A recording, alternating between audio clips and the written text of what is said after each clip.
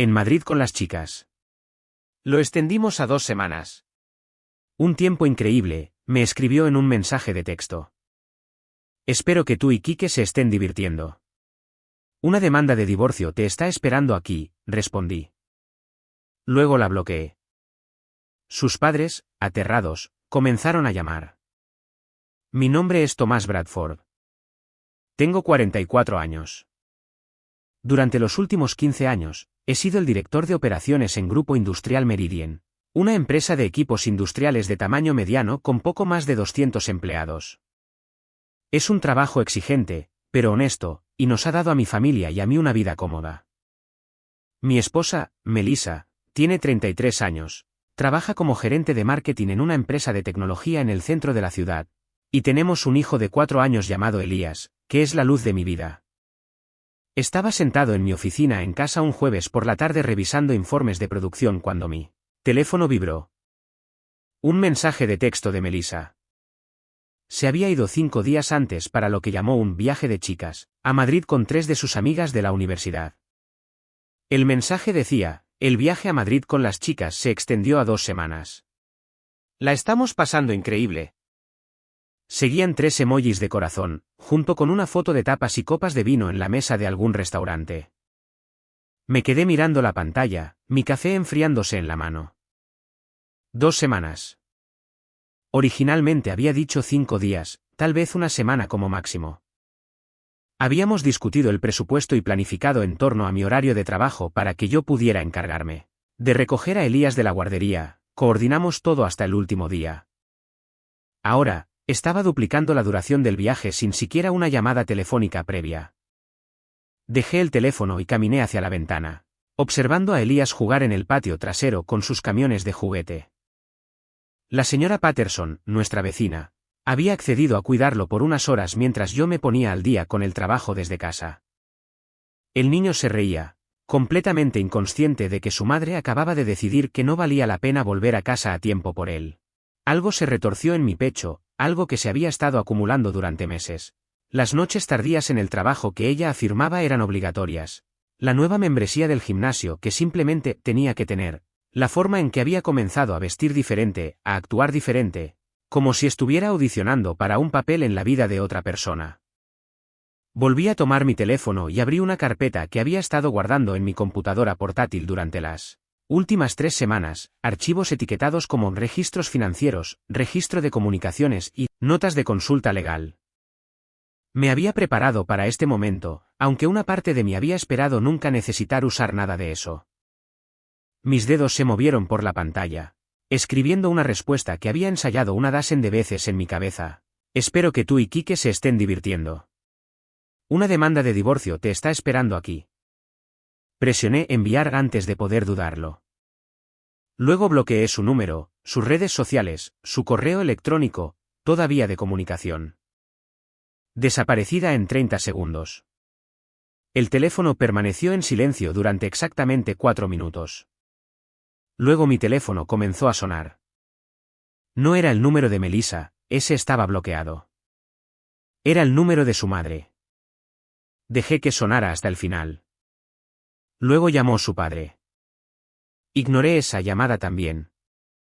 Para cuando llegó la 5ª llamada, esta vez de su hermana, ya había apagado el teléfono y lo había guardado en el cajón de mi escritorio. Salí a donde Elías estaba jugando. El niño me miró con esos enormes ojos marrones, con una mancha de tierra en la mejilla, y sonrió. Papi, mira. Hice un estacionamiento. Me arrodillé a su lado, pasándole la mano por el pelo. Eso es increíble, campeón. Lo estás haciendo genial. Volvió a sus camiones, contento en su pequeño mundo. Me quedé allí en el césped, viéndolo jugar, sabiendo que todo estaba a punto de cambiar. Pero por ahora, en este momento, él era feliz. Y yo estaba allí para luchar con uñas y dientes para mantenerlo así. A la mañana siguiente, me desperté a las 5:30, como siempre. Elías todavía estaba dormido, su pequeño pecho subiendo y bajando bajo su manta de dinosaurios. Me quedé en la puerta un momento, solo observándolo. 4 años, y ya había pasado por más de lo que sabía. La pregunta que me había atormentado durante semanas ahora pesaba más que nunca. ¿Era siquiera mío? Aparté el pensamiento y bajé las escaleras. Lo primero es lo primero. Había pasado semanas preparándome para este momento, y ahora era el momento de ejecutar el plan que había trazado con mi abogada, Patricia Reyes. Era aguda, minuciosa y había visto suficientes casos como el mío para saber exactamente lo que tenía que suceder. Para las 7 de la mañana, tenía al cerrajero en la casa. Un tipo profesional, no hizo preguntas, simplemente cambió cada cerradura de cada puerta, delantera, trasera, del garaje, incluso la puerta lateral. Llaves nuevas, códigos nuevos, todo nuevo. Cuando me entregó el juego nuevo, sentí como si estuviera recuperando un territorio que había sido ocupado por fuerzas enemigas. Luego, conduje hasta el banco. La cuenta conjunta que habíamos mantenido durante años fue congelada con una sola conversación y algo de papeleo que Patricia había preparado. Transferí exactamente la mitad a una nueva cuenta solo a mi nombre. Luego configuré pagos automáticos para la hipoteca, los servicios públicos y la guardería de Elías. Todo documentado, todo legal, todo según el protocolo. A las 9:15, estaba en la oficina de Patricia en el centro, firmando papeles. Deslizó la demanda de divorcio sobre su escritorio, ya notariada, ya perfecta. Esto es exhaustivo, dijo Patricia, golpeando la gruesa carpeta a su lado. Registros bancarios que muestran los retiros de efectivo, los cargos de tarjetas de crédito de restaurantes a los que nunca fuiste, reservas de hotel, registros telefónicos con el número de Enrique Garza apareciendo 217 veces en los últimos 4 meses. Asentí. ¿Y lo otro? Sacó otra carpeta, esta más delgada. La solicitud de prueba de paternidad. La presentaremos como parte del proceso. Dado el cronograma y las circunstancias, es probable que el tribunal la conceda. Apreté la mandíbula. ¿Cuánto tiempo para los resultados de la prueba? 2 semanas, quizás 3. En cuanto a que le notifiquen, recibirá los papeles dentro de las 48 horas posteriores a su aterrizaje en México. Firmé todo, con las manos firmes, sin dudar. Esto no era ira. Era claridad. Durante meses, había estado viviendo en una niebla de sospecha y duda. Ahora, caminaba bajo la luz del sol, por fría y dura que fuera. Para el mediodía, estaba de vuelta en casa. Recogí a Elías temprano de la guardería. Les dije que había una situación familiar y que se quedaría conmigo a tiempo completo en el futuro previsible. No hicieron preguntas, de todos modos. Yo había sido el que lo recogía y lo dejaba durante los últimos 6 meses. Elías y yo almorzamos juntos, sándwich de queso a la parrilla y sopa de tomate. Habló de su amigo Mateo y de algo sobre una tortuga que habían visto en un libro. Escuché, realmente escuché, de una manera que no había podido hacerlo en semanas. Mi teléfono estaba en el mostrador, todavía apagado. Sabía lo que me esperaba cuando lo encendiera, mensajes de voz y de texto de sus padres. Probablemente amenazas, definitivamente súplicas, pero eso podía esperar. En este momento, mi hijo me necesitaba presente, no distraído por el caos que había puesto en marcha.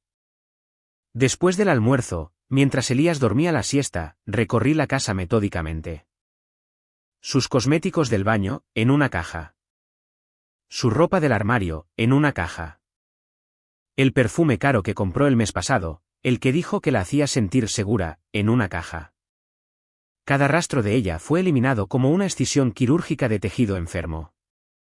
Para cuando terminé, 3 cajas estaban junto a la puerta del garaje, listas para ser dejadas en casa de sus padres. No estaba siendo cruel, estaba siendo eficiente. La casa ya se sentía diferente, más ligera de alguna manera, como si un peso que había estado cargando durante meses finalmente hubiera sido liberado. Miré alrededor de la sala de estar las fotos que todavía estaban en las paredes, nuestra boda, Elías de bebé, vacaciones familiares que ahora parecían escenas de la vida de otra persona. Esas las quitaría más tarde. Por ahora, tenía asuntos más importantes que atender. 3 días después de haber enviado ese mensaje de texto, estaba sentado en una cafetería a 2 cuadras de mi oficina, esperando a alguien a quien nunca pensé que necesitaría conocer. Su nombre era David Herrera, Un investigador privado, ex policía, que venía altamente recomendado por Patricia. Se deslizó en el reservado frente a mí, con una carpeta de Manila bajo el brazo. De unos 50 y tantos años, cabello canoso. El tipo de rostro que había visto demasiado y lo recordaba todo. No perdió el tiempo en formalidades. Señor Bradford, dijo Herrera, abriendo la carpeta. Hizo bien en llamarme. Su esposa ha estado ocupada. Extendió impresiones sobre la mesa, estados de cuenta bancarios, recibos de tarjetas de crédito, itinerarios de viaje. Mis ojos fueron directamente a los números. Casi 850.000 pesos. Eso es lo que ha desaparecido de nuestra cuenta de ahorros en los últimos 8 meses a través de retiros de efectivo y transferencias que nunca autoricé. ¿Cómo? Pregunté, con la voz tensa. Ella tenía acceso a sus cuentas. Las cuentas conjuntas son blancos fáciles. Herrera señaló un recibo. Este es interesante. Un cargo de hotel en Monterrey hace 4 meses. El Life Aqua, suite presidencial. 3 noches. Usted estaba en la ciudad por una conferencia entonces, ¿verdad? Asentí lentamente. La cumbre anual de operaciones de Meridian. Me quedé en el Marriott de Monterrey. Ella se quedó en el Life Aqua con Enrique Garza. Él se registró a su nombre, ella se unió a él más tarde. Herrera sacó otra hoja. Y este recibo de aquí de una joyería. 325.000 pesos por un Rolex. ¿Coincide con algo que usted posea? No. No lo creía. Supongo que se lo compró a Garza como regalo. El café en mi taza se había enfriado, pero no me importaba. Estaba demasiado concentrado en el rastro de papel de la traición de mi esposa, expuesto en blanco y negro como evidencia en la escena de un crimen. Herrera continuó, hay más. Abrió una tarjeta de crédito separada hace 6 meses. Un banco diferente, con su firma falsificada. Acumuló casi 580.000 pesos en cargos. Restaurantes elegantes, hoteles, escapadas de fin de semana. La dirección de facturación va a un apartado postal que alquiló bajo un nombre comercial falso. Marketing Integral Meridian. Me recosté, procesando la información. Esto no era solo una aventura. Esto era un robo sistemático. ¿Qué hay de Garza? Pregunté. La expresión de Herrera se oscureció. Enrique Garza, 51 años, divorciado 2 veces, actualmente comprometido con su tercera víctima. Quiero decir, prometida. Dirige una firma de consultoría que es puro humo. Siempre busca el mismo tipo de mujer, casadas, preferiblemente más jóvenes, preferiblemente con dinero. Su esposa encaja perfectamente en el patrón. ¿Su prometida sabe de esto? Todavía no, pero lo sabrá. Tengo la documentación lista para enviársela si quiere. Pensé en eso. Una mujer por ahí planeando una boda, pensando que había encontrado subfelices para siempre, con un hombre que actualmente estaba en Madrid con mi esposa. ¿Merecía saberlo? Absolutamente. Envíela, respondí. Herrera asintió y volvió a guardar los papeles en la carpeta. Una cosa más.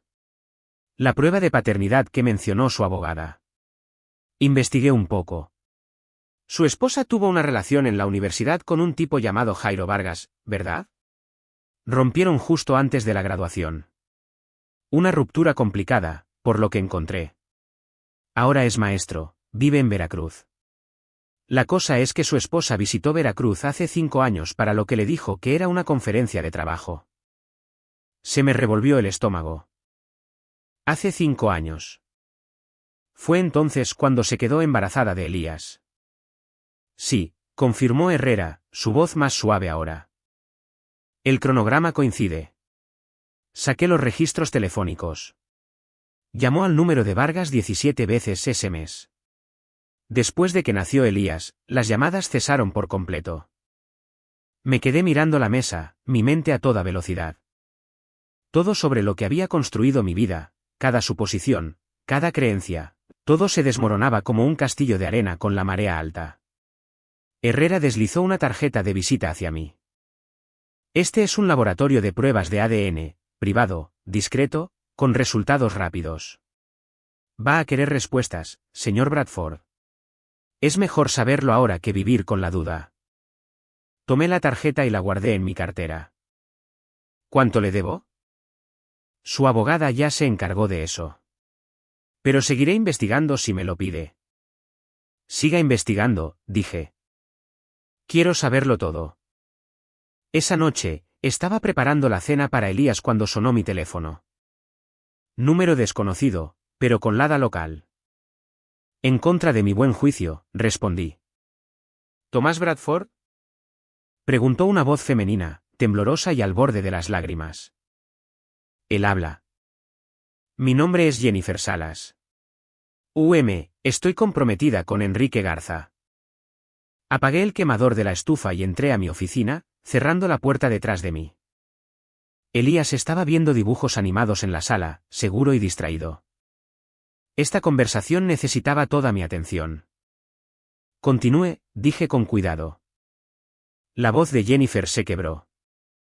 Recibí un correo electrónico esta mañana. Fotos, documentos, recibos. Su investigador los envió. Enrique y su esposa han estado. No quería creerlo, pero llamé a la asistente de Enrique y ella confirmó que ha estado en Madrid durante la última semana. Él me dijo que estaba en una conferencia de consultoría en Denver. Me senté en mi escritorio, el peso de su dolor llegando a través del teléfono como una fuerza física. Lamento que haya tenido que enterarse de esta manera. ¿Cuánto tiempo hace que lo sabe? Preguntó ella. Sospechaba desde hace meses. Lo confirmé hace unos días cuando me envió un mensaje de texto desde Madrid sobre extender su viaje. Fue entonces cuando presenté la demanda de divorcio. Silencio de su parte, luego un sonido como si estuviera tratando de recomponerse. Gastaron mi dinero, dijo Jennifer en voz baja. Le di a Enrique 720.000 pesos hace 3 meses. Dijo que era para expandir su negocio, que seríamos socios. Lo gastó en ella, en hoteles, en joyas, en este viaje a España. Vi los recibos en el correo electrónico. Mi dinero pagó por su aventura. Apreté el teléfono con más fuerza. ¿Lo confrontó? Rompí el compromiso hace una hora. Lo llamé a Madrid, le conté todo. Al principio lo negó, luego intentó culpar a su esposa, dijo que ella lo sedujo, que era vulnerable después de su último divorcio. Le colgué. Bien, respondí. No se merece una explicación. Su esposa estaba allí cuando llamé, continuó Jennifer. Escuché su voz de fondo preguntando quién estaba al teléfono. Enrique le dijo que no era nadie importante. Fue entonces cuando lo supe con certeza. Yo no era nadie importante, solo una chequera con pulso. Exhalé lentamente. ¿Qué va a hacer? Ya lo hice. Llamé a mi abogado, congelé todas mis cuentas y presenté una demanda civil contra Enrique por fraude. No se va a salir con la suya. Tampoco ella. Había acero en su voz ahora, del tipo que surge cuando el dolor se transforma en resolución. Lo reconocí porque había escuchado el mismo tono en mi propia voz hacía 3 días. Si necesita algo, dije, testimonio de testigos, documentación, cualquier cosa que pueda proporcionar para ayudar en su caso, es suyo. Gracias, respondió Jennifer. ¿Y Tomás? Sé que esto no ayuda mucho en este momento, pero su hijo tiene suerte de tener un padre dispuesto a luchar por él. Pase lo que pase con la prueba de paternidad, no deje que cambie como lo ve. Él es inocente en todo esto. Sus palabras me golpearon más fuerte de lo que esperaba. No lo haré, prometí. Después de colgar, me senté en el silencio de mi oficina, mirando la foto familiar en mi escritorio, Melissa, Elías y yo en la playa el verano pasado. Todos sonriendo, todos fingiendo que todo estaba bien. Puse el marco boca abajo. En la sala, Elías se rió de algo en la televisión, su voz brillante y sin cargas. Aún no sabía que su madre podría no volver a casa. No sabía que el hombre al que llamaba papá podría no ser su padre biológico. No sabía que su mundo entero estaba construido sobre mentiras. Pero sabría que era amado. Sin importar lo que dijera la prueba de ADN, sin importar las batallas legales que se avecinaran, Elías sabría que yo lo elegí. Cada día, lo elegiría. Esa era la única verdad que podía controlar en una vida que se había convertido en puras preguntas. El centro de pruebas estaba en un edificio médico anodino junto a la Avenida de los Insurgentes Sur, el tipo de lugar por el que pasarías 100 veces sin darte cuenta. Entré con Elías un martes por la mañana, su pequeña mano agarrando su dinosaurio de peluche favorito. ¿A dónde vamos, papi? Preguntó Elías, su voz curiosa pero no preocupada. A los 4 años, los consultorios médicos eran solo lugares con paletas al final. Solo una cita rápida, campeón, respondí, manteniendo mi voz ligera. Necesitan revisar algo y luego iremos a Vips a comer panqueques. ¿Te parece bien? Su rostro se iluminó. ¿Con chispas de chocolate? Con tantas chispas de chocolate como quieras. La técnica era una mujer amable de unos 50 años llamada Rosa. Se arrodilló al nivel de Elías, mostrándole el kit de hisopos como si fuera un truco de magia. Voy a frotar este palito suave por el interior de tu mejilla, ¿de acuerdo? Hace un poco de cosquillas, pero no duele en absoluto. Elías abrió la boca obedientemente, y 30 segundos después, todo había terminado.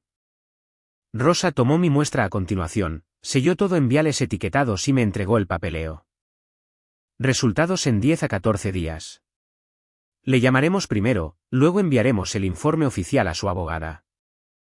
Asentí, firmé donde me indicó y saqué a Elías al coche. Habló de panqueques durante todo el trayecto a Vips, completamente inconsciente de que toda su identidad podría estar a punto de cambiar. 8 días después, Patricia llamó. Estaba en el trabajo, revisando un programa de producción para un cliente en Detroit, cuando su nombre apareció en mi teléfono. Se me revolvió el estómago incluso antes de responder. Tomás, dijo Patricia, su voz cuidadosamente neutral. Llegaron los resultados. Salí de mi oficina al pasillo vacío, con el corazón latiendo con fuerza. ¿Y? Elías no es tu hijo biológico. Las palabras quedaron suspendidas en el aire como humo después de una explosión. Me apoyé contra la pared, necesitando de repente su apoyo. Patricia continuó, su voz más suave ahora. Lo siento, Tomás. Sé que no es lo que esperabas. Pero escúchame con atención, esto no cambia tu situación legal. Estás en el certificado de nacimiento. Has sido su padre desde el primer día.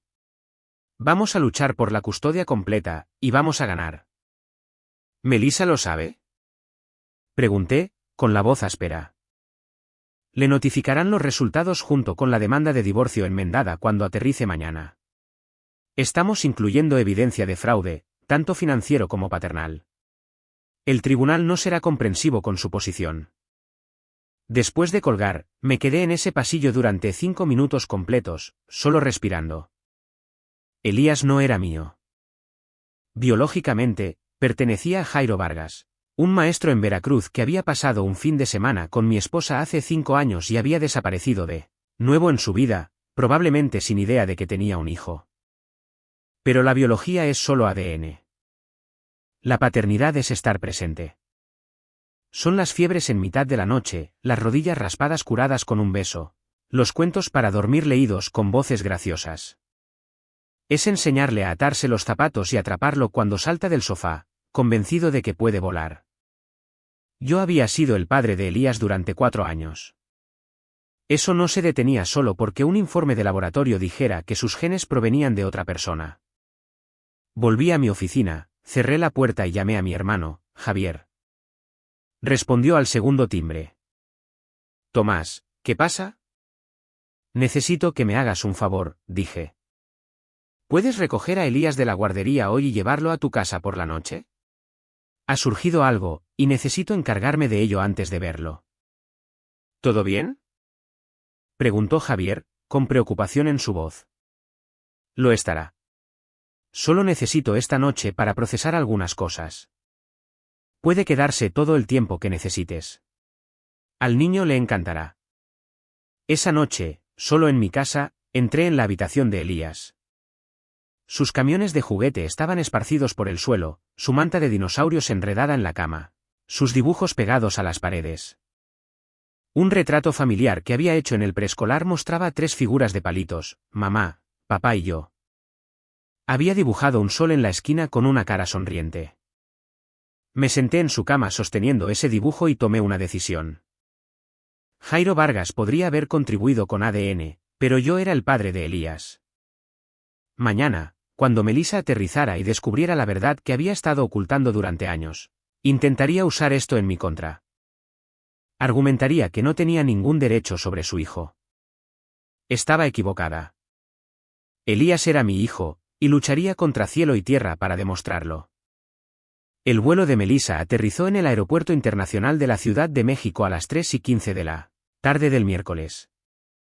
Lo supe porque lo rastreé en línea, de la misma manera que había estado rastreando todo lo demás sobre sus movimientos durante las últimas 2 semanas. Enrique Garza estaba en el mismo vuelo, sentado en el 12B mientras ella se sentaba en el 12A. ¡Qué cómodos! Patricia había organizado que un notificador judicial se encontrara con ellos en la recogida de equipaje. Un tipo profesional, con experiencia en casos de alto conflicto.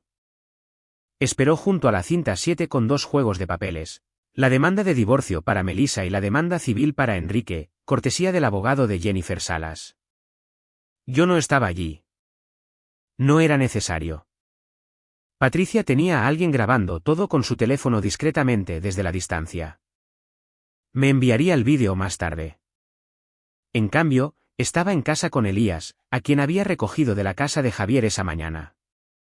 Estábamos construyendo un castillo con bloques de madera cuando mi teléfono vibró. Un mensaje de Patricia: ya le han notificado. A Enrique también. Ambos están reaccionando mal. Podía imaginarlo. Melissa, bronceada y relajada por 2 semanas en Madrid, de repente golpeada con papeles de divorcio que detallaban su aventura, el dinero robado y el fraude de paternidad. Enrique, notificado con una demanda de su exprometida por fraude y angustia emocional.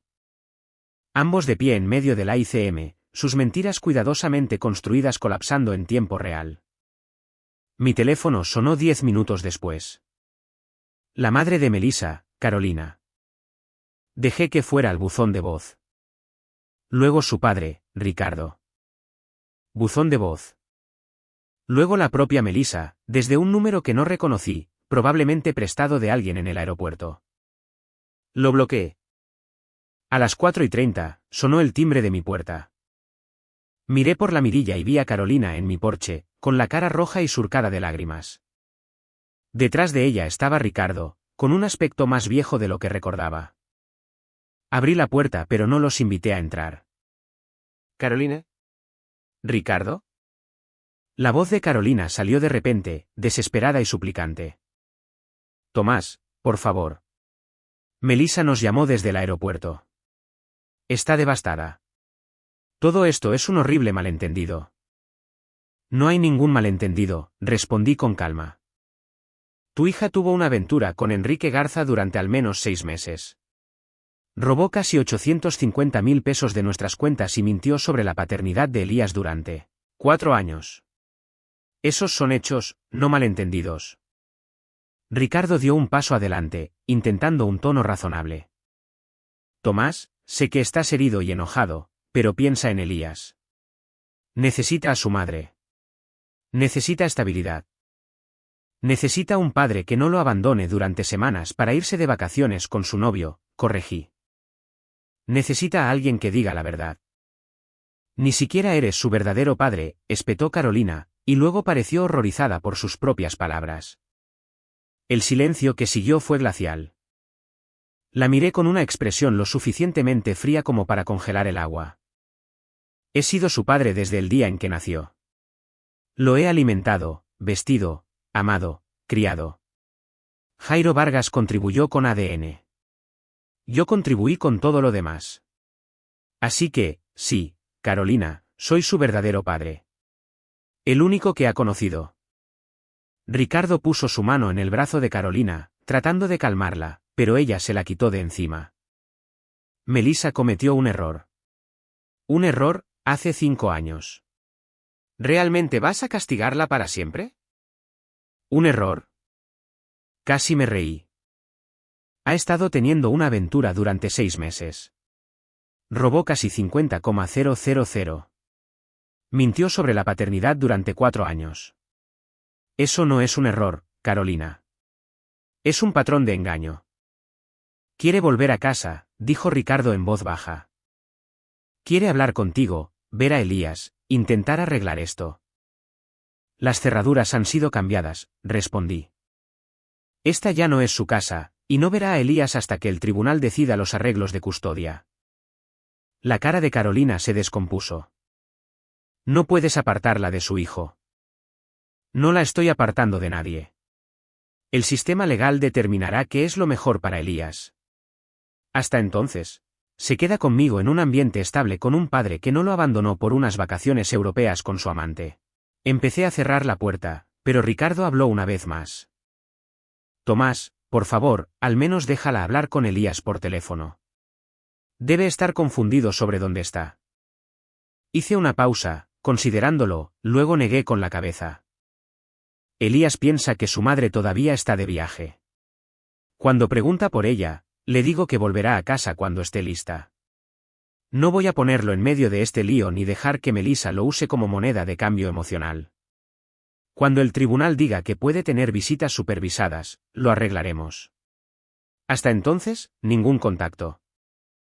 Cerré la puerta ante sus protestas, la aseguré y volví a la sala donde Elías todavía jugaba con sus bloques. Me miró con esos grandes ojos marrones. ¿Quién estaba en la puerta, papi? Nadie importante, campeón, respondí, sentándome a su lado. Terminemos este castillo. Unos días después de que Melissa aterrizara de nuevo en México, David Herrera me llamó con noticias que me hicieron hervir la sangre. Estaba en mi oficina terminando una reunión de producción cuando su nombre apareció en mi pantalla. Señor Bradford, tengo algo que necesita ver, dijo Herrera, con voz sombría. ¿Puede reunirse conmigo en 1 hora? Nos encontramos en la misma cafetería, en el mismo reservado. Deslizó una carpeta sobre la mesa, más gruesa que la anterior. Su esposa abrió una tarjeta de crédito hace 8 meses, comenzó Herrera. Usó su información. Falsificó su firma en la solicitud. Un banco diferente al de sus cuentas principales, por eso no se dio cuenta. La dirección de facturación iba a un apartado postal que alquiló bajo un nombre comercial falso, Marketing Integral Meridian. Abrí la carpeta, escaneando los extractos. Cargo tras cargo, todo por artículos de lujo y experiencias que nunca había autorizado. El total en la parte inferior me revolvió el estómago, 580.000 pesos. Eso no es todo, continuó Herrera. También retiró dinero del fondo para la educación de Elías. Usted había establecido una cuenta de inversión para su universidad, ¿verdad? Ha estado contribuyendo con 9.000 pesos al mes desde que nació. Sí, dije, apretando la mandíbula. Esa cuenta debería tener más de 450.000 pesos ahora mismo. Herrera deslizó otro documento. Tiene apenas 15.000 pesos. Ha estado retirando fondos durante el último año. Pequeñas cantidades al principio, luego sumas más grandes. El último retiro fue 2 semanas antes de que se fuera a Madrid, 270.000 pesos, vaciados en una sola transacción. Mis manos se cerraron en puños sobre la mesa. Le había robado a nuestro hijo, al futuro que yo había estado construyendo cuidadosamente para Elías, sin importar de quién fuera su ADN. Ese dinero se suponía que pagaría la universidad, oportunidades, una base en la vida. ¿A dónde fue? Pregunté, mi voz peligrosamente tranquila. Una combinación de cosas. Algo fue directamente a Enrique Garza, encontré transferencias a su cuenta comercial etiquetadas como honorarios de consultoría. Algo fue a retiros en efectivo, y algo a compras de joyas. Aquí hay un recibo de un Rolex que le compró hace 3 meses. 325.000 pesos, pagados con dinero del fondo universitario de Elías. Me quedé mirando el recibo, la forma casual en que mi esposa había robado el futuro de nuestro hijo para comprar regalos para su amante. Esto ya no era solo traición. Era robo. Robo criminal. ¿Cuáles son mis opciones? Le pregunté a Herrera. Su abogada puede presentar cargos criminales por fraude y robo de identidad. La solicitud de tarjeta de crédito falsificada por sí sola es un delito grave. Si se añade el robo del fondo de educación, se enfrenta a graves consecuencias legales. Hágalo, dije de inmediato. Presente todo. Quiero que enfrente todas las consecuencias legales disponibles. Herrera asintió. Hay una cosa más. La tarjeta de crédito. Todavía está activa. La usó ayer en un hotel en la Ciudad de México. El St. Regis, suite presidencial. Se registró con su apellido de soltera. ¿Está Enrique con ella? No puedo confirmarlo, pero el cargo de la habitación es para ocupación doble. Me recosté, procesando la información. Incluso después de ser notificada con los papeles de divorcio, incluso después de ser descubierta, Melissa seguía con Enrique. Seguía gastando dinero que había robado. Seguía viviendo como si las consecuencias fueran para otras personas. Consígame pruebas, le dije a Herrera. Fotos, vídeo, lo que pueda conseguir. Quiero documentación de que continúa la aventura incluso después de haber sido notificada. Considere lo hecho, respondió Herrera. Y, señor Bradford, su hijo tiene suerte de que luche por él. No muchos hombres se quedarían después de descubrir la situación de la paternidad. Lo miré a los ojos. Elías es mi hijo. El ADN no cambia eso. Y que me condenen si dejo que Melissa destruya su futuro como ha intentado destruir el mío. La llamada de Jennifer Salas llegó el sábado por la mañana. Estaba preparando el desayuno para Elías, huevos revueltos y tostadas, cuando sonó mi teléfono. Tomás, soy Jennifer. Quería que supieras, la firma de Enrique acaba de colapsar. Dejé la espátula y fui al pasillo. Elías estaba viendo dibujos animados en la sala, distraído y a salvo. ¿Qué pasó? La voz de Jennifer tenía una nota de sombría satisfacción. Mi demanda expuso sus irregularidades financieras. Resulta que había estado malversando fondos de clientes durante años, ocultándolo detrás de empresas fantasma y facturas falsas. Cuando mi abogado comenzó a investigar, todo se vino abajo.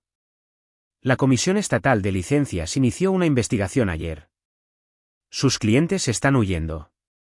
Sus socios están buscando abogados. Y sus cuentas bancarias han sido congeladas en espera de la investigación por fraude. Bien, dije simplemente. Hay más. Sus exesposas presentaron reclamaciones en su contra por pensión alimenticia y manutención infantil impagadas. Aparentemente, ha estado evadiendo los pagos durante años. Entre mi demanda, la investigación criminal y los pagos atrasados que debe, Enrique Garza se enfrenta a la ruina financiera y a una posible pena de cárcel. Asimilé esa información, sintiendo una fría sensación de justicia. ¿Y Melissa? Sigue con él, según mi investigador. Se registraron juntos en un hotel en la Ciudad de México hace 3 días. Supongo que piensa que el amor conquista la bancarrota y los cargos criminales. Después de colgar, tomé una decisión. Llamé a Patricia y le conté sobre el colapso de Enrique. Eso es útil, dijo Patricia. Muestra que el juicio de Melissa está gravemente comprometido.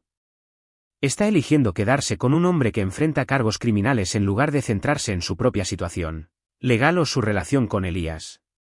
El tribunal tomará nota de eso. La audiencia preliminar de custodia estaba programada para el jueves siguiente. Patricia se había preparado meticulosamente, pruebas de la aventura, el fraude financiero, el engaño de paternidad, la relación continua de Melissa con Enrique a pesar de sus problemas legales, y mi participación documentada en el cuidado diario de Elías. Estamos pidiendo la custodia física completa con visitas supervisadas para Melissa, explicó Patricia durante nuestra sesión de preparación. Argumentaremos que su patrón de engaño, irresponsabilidad financiera y mal juicio la hacen inadecuada para la custodia compartida. ¿Cuáles son nuestras posibilidades?, pregunté. Fuertes. El juez verá a un padre que ha estado presente y ha sido responsable frente a una madre que abandonó a su hijo por unas vacaciones de 2 semanas con su amante, robó del fondo de educación del niño y continúa una relación con un hombre bajo investigación criminal. Su imagen ante el tribunal es pésima. Llegó el jueves. Llevaba mi mejor traje, llegué temprano y me senté en la sala del tribunal con Patricia a mi lado. Melissa llegó 10 minutos tarde, con aspecto demacrado. Su abogada era una mujer de aspecto agobiado a la que claramente le habían entregado un caso de pesadilla. La jueza, una mujer severa de unos 60 años llamada Margarita Flores, revisó los expedientes con una expresión que se volvía progresivamente más severa. Cuando finalmente levantó la vista, su mirada fue directamente a Melissa. «Señorita Bradford», dijo la jueza Flores, «y noté que no usó, señora. He revisado las pruebas presentadas por el abogado de su esposo, la aventura, la tarjeta de crédito falsificada, el agotamiento del fondo de educación de su hijo, el fraude de paternidad». «¿Disputa alguno de estos hechos?». La abogada de Melissa se puso de pie. «Señoría, mi clienta reconoce que se cometieron ciertos errores, pero…». «Le pregunté a la señorita Bradford», interrumpió la jueza Flores. «Señora, ¿disputa estos hechos?». La voz de Melissa salió débil. «No, señoría». «¿Y actualmente reside con el señor Enrique Garza, quien está bajo investigación por fraude?». «Somos amigos, señoría». La expresión de la jueza Flores podría haber congelado lava. «Amigos que comparten habitaciones de hotel». «Entiendo». Volvió a mirar sus papeles. «Se otorga la custodia temporal al señor Thomas Bradford. La señorita Bradford tendrá visitas supervisadas 2 horas por semana, lugar a determinar por el supervisor designado por el tribunal. Nos reuniremos en 60 días para una audiencia de custodia completa». El mazo resonó. Así de simple, Elías estaba legalmente bajo mi protección total. Las sesiones de visitas supervisadas se llevaban a cabo todos los sábados en una instalación neutral en el centro. Una supervisora designada por el tribunal llamada Angela se sentaba en un rincón tomando notas mientras Melissa pasaba sus 2 horas con Elías. Yo lo dejaba y volvía a recogerlo, sin ver a Melissa cara a cara. Ese arreglo me funcionaba bien. Pero el cuarto sábado, Angela me llamó antes de la sesión. Su voz sonaba preocupada. «Señor Bradford, necesito decirle algo. La semana pasada, la señorita Bradford intentó influenciar a Elías. Le estaba haciendo preguntas capciosas como, ¿no extrañas vivir con mami? Y, ¿no sería agradable que mami volviera a casa?». Intervine, pero quería que supiera que está intentando manipular al niño. «Gracias por decírmelo», respondí. «¿Esto va a estar en su informe al tribunal?». «Absolutamente. Cualquier intento de alejar al hijo del padre con la custodia o de manipularlo emocionalmente queda documentado». Ese martes, Patricia llamó con una actualización sobre la audiencia final de custodia, que ahora estaba a solo 2 semanas. «Enrique Garza llegó a un acuerdo de culpabilidad», dijo. 3 años en una prisión federal por fraude y malversación de fondos. Comienza a cumplir su condena el próximo mes. La demanda civil de Jennifer está resuelta y está pagando restitución a múltiples víctimas. ¿Y Melissa?», pregunté. Su abogada presentó una moción alegando que fue víctima de la manipulación de Enrique, que no entendía que los delitos financieros estaban ocurriendo. La jueza no se lo está creyendo. Entre el fraude de paternidad, el robo del fondo de educación de Elías y sus continuos intentos de manipular al niño durante las visitas, no va a obtener la custodia compartida. En el mejor de los casos para ella, obtendrá visitas supervisadas ampliadas. La semana antes de la audiencia final, los padres de Melissa aparecieron en mi oficina. Seguridad me llamó desde el vestíbulo. «Señor Bradford, hay una Carolina y un Ricardo Henley aquí pidiendo verlo». Consideré negarme, pero luego decidí escucharlos. Quizás finalmente habían aceptado la realidad. Hice que los llevaran a una sala de conferencias.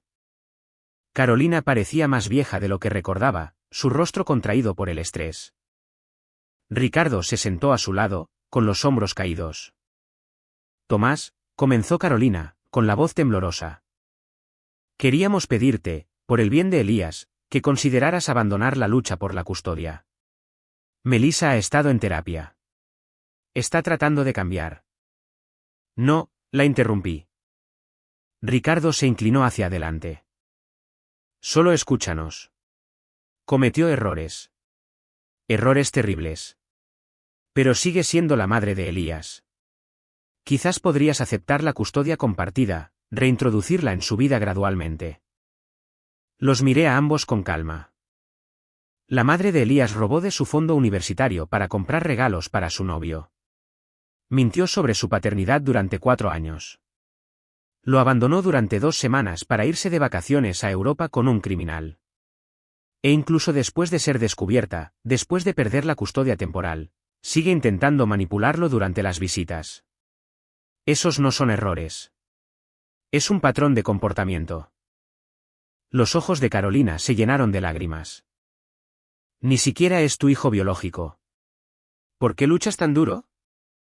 Porque soy su padre, respondí simplemente. El ADN no determina eso. Estar ahí todos los días lo determina. Y yo he estado ahí desde el primer día, que es más de lo que puedo decir de Melissa en los últimos 6 meses. Se fueron sin decir una palabra más. Volví al trabajo, con mi resolución más firme que nunca. La audiencia final de custodia tuvo lugar en una fría mañana de noviembre. Me senté junto a Patricia, observando a la jueza Flores revisar las montañas de pruebas que habíamos recopilado durante 3 meses. Melissa se sentó al otro lado de la sala con su abogada, luciendo disminuida de alguna manera, como si finalmente se hubiera dado cuenta del peso de lo que había perdido. La jueza Flores levantó la vista. He revisado el expediente del caso extensamente. Señorita Bradford, sus acciones durante el último año demuestran un patrón de engaño, irresponsabilidad financiera y mal juicio que hacen que la custodia compartida sea insostenible. El señor Bradford ha demostrado ser un padre estable y responsable que prioriza el bienestar del niño por encima de todo. Se ajustó las gafas. Se otorga la custodia legal y física completa a Thomas Bradford. La señorita Bradford tendrá visitas supervisadas durante 4 horas al mes, con la posibilidad de ampliación después de un año de estabilidad demostrada y la finalización de la terapia, ordenada por el tribunal. El golpe del mazo fue definitivo. Final. Permanente. Elías era mío. Fuera del juzgado, Patricia me estrechó la mano. Felicidades, Tomás. Luchaste duro por ese niño. Vale la pena luchar por él, respondí. 8 meses después, la vida se había asentado en un nuevo ritmo. Elías comenzó el kinder, hizo amigos y prosperó de maneras que no había visto cuando Melissa todavía estaba cerca. La tensión que solía haber en nuestra casa se había ido, reemplazada por algo más ligero. Melissa asistía a sus visitas supervisadas mensuales, aunque Elías mostraba cada vez menos interés. Se había convertido más en una figura de tía que en una madre, alguien a quien veía ocasionalmente pero que no extrañaba particularmente. Jennifer Salas y yo mantuvimos el contacto. Ella había seguido adelante y había comenzado a salir con un maestro que conoció a través de amigos en común. Parecía genuinamente feliz. A veces nos reuníamos para tomar un café, 2 personas que habían sobrevivido a traiciones similares y habían salido más fuertes. Un sábado por la tarde, llevé a Elías al parque. Corrió hacia el patio de recreo, su risa llegando hasta mí con el viento. Me quedé allí observándolo, a este niño que se había convertido en mi hijo no por biología, sino por elección, por compromiso, por amor. Mi teléfono vibró. Un mensaje de mi hermano, Javier. Llevo a los niños a cenar esta noche. Sara va a hacer su famosa lasaña. ¿Se apuntan? Sonreí y respondí, allí estaremos. La familia no se trataba de ADN o circunstancias perfectas. Se trataba de estar ahí, de hacerse presente, de elegir amar incluso cuando era difícil. Había aprendido esa lección de la manera dolorosa, pero la había aprendido bien. Elías corrió de vuelta hacia mí, con las mejillas sonrojadas por correr. Papi, mírame bajar por el tobogán. Te estoy viendo, campeón, le respondí. Muéstrame lo que tienes. Y mientras subía esa escalera y se deslizaba con pura alegría en su rostro, me di cuenta de algo. Había ganado. No porque derroté a Melissa en el tribunal, sino porque había protegido